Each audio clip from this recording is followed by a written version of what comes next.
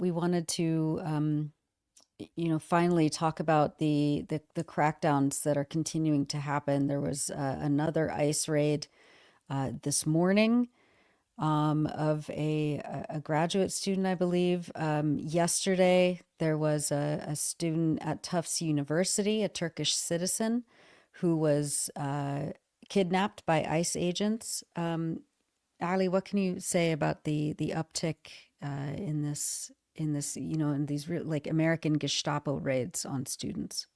Yeah, I just want to acknowledge this very quickly because it's ongoing and it's really disturbing and horrifying. But many people have seen by now, we can just play it while I'm speaking, the video of the abduction or kidnapping, it would look like, of Rumeysa Ozturk. And she is, as the New York Times reports, a Turkish citizen who had a valid student visa, and she was a doctoral student at Tufts University, which is in the Boston area. And she was heading out to break her Ramadan fast with friends when she was accosted in the street and detained and handcuffed by ICE, immigration, customs enforcement agents. Absolutely horrific. As the Washington Post reports, she is a Fulbright scholar from Turkey doing a PhD in child study and human development. And her lawyer said we should all be horrified at the way DHS, the Department of Homeland Security, spirited away Rumeysa in broad daylight. And she, the Washington Post acknowledges, she does not appear to have been a leading figure in pro-Palestinian protests at Tufts.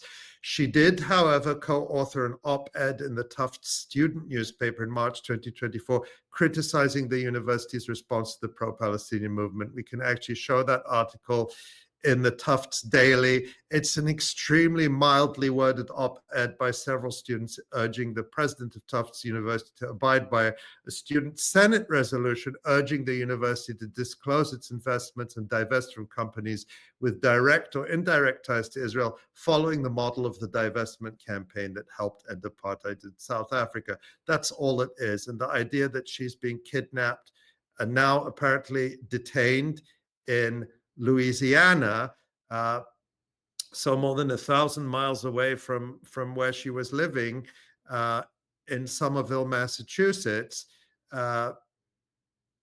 sorry, at Tufts University, It's in and Boston. whisked Yeah. off to this detention center in Louisiana, which is where Mahmoud Khalil, the Columbia University graduate, was taken. And I wanted to mention that yesterday, thousands of people rallied in Somerville, Massachusetts, a short distance from the Tufts University campus, in support of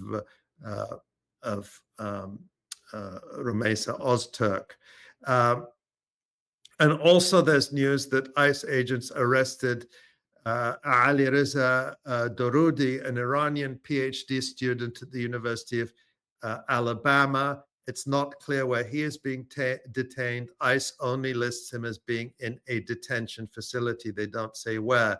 The Crimson White, the University of Alabama newspaper, reported that Durudi is an Iranian national, a doctoral student studying mechanical engineering. He was arrested from his home at 5 a.m., according to the student newspaper. So really, it's not hyperbole to call these Gestapo tactics, and it's just truly horrifying. Yeah. The good news, though, or the encouraging news, let's say, is that there have been a couple of encouraging court rulings in some of the other cases that we've been following. Mahmoud Khalil, the federal court in Washington turned down the attempt by the government. Well, let me put it this way. There was a number of rulings in Mahmoud Khalil's favor, and a federal court has maintained the order not to deport him. I won't go into a lot of the legal detail. But so far, the Trump administration has not met with much success, legally speaking, in its action against Mahmoud Khalil, although he remains detained at this time, which is Yeah. really awful. And then I just want to mention that a federal court also ordered the government not to deport Columbia University student Yoon Seo Chung. She is a Korean student who has lived in the United States since she was 7.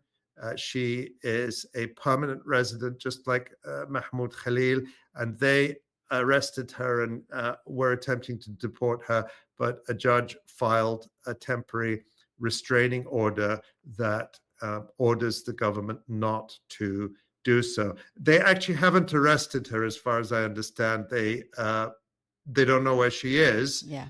but the judge did issue that restraining order. So the good news story is that so far the courts seem to be pushing back against this, and let's hope that continues.